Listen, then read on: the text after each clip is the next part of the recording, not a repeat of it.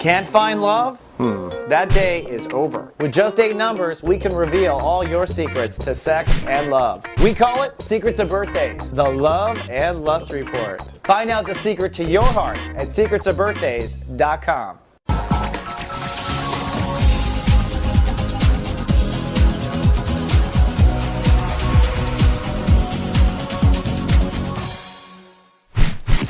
Hello, my Sagittarians, and thank you for logging into SG. Hope you had a nice weekend.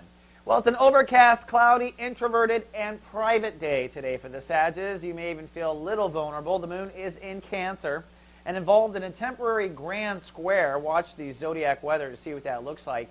But emotions are kind of behind the scenes today. That's why you might be feeling a little vulnerable.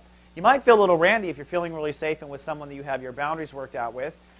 But any boundaries that aren't worked out might leave you feeling a little sensitive and vulnerable. You might need extra space, extra quiet, and extra walls up.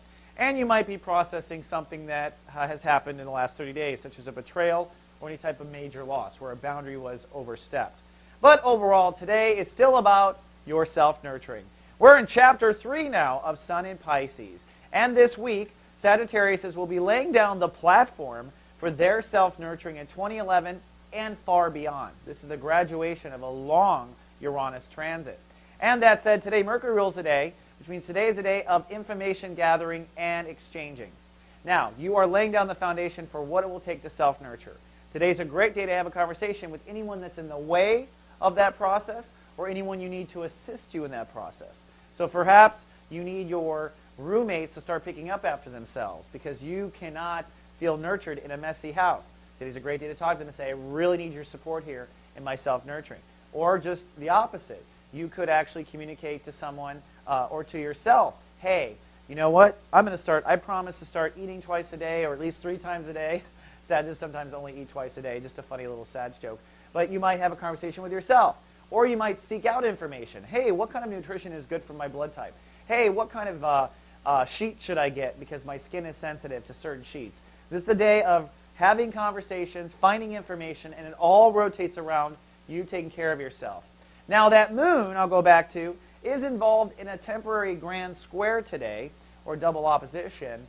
And what that means is there's going to be a lot of maybe frustration, because the world is not going to move very quickly in the outside. It's only going to move internally. We're learning and processing. That's where most of the growth is. But there is one square that's worth noting, and that's the moon squaring Saturn.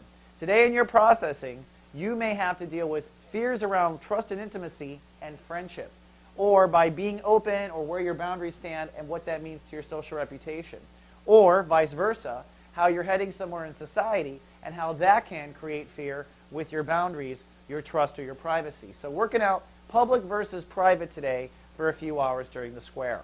And it's Monday. We've got Julie Zipper's meditation vibration back today. Today is her question and answer episode, and today she answers the question, who was Jesus? Wow, that's a heavy question. Hear what Julie has to say on the Jesus matter. She is live and praising everywhere Soul Garden streams. All right, Sag, that's all I have to kick off the week. Tomorrow, things do loosen up. So if it's a tense day, just hang in there. And until tomorrow, live, love, be. Soul Garden.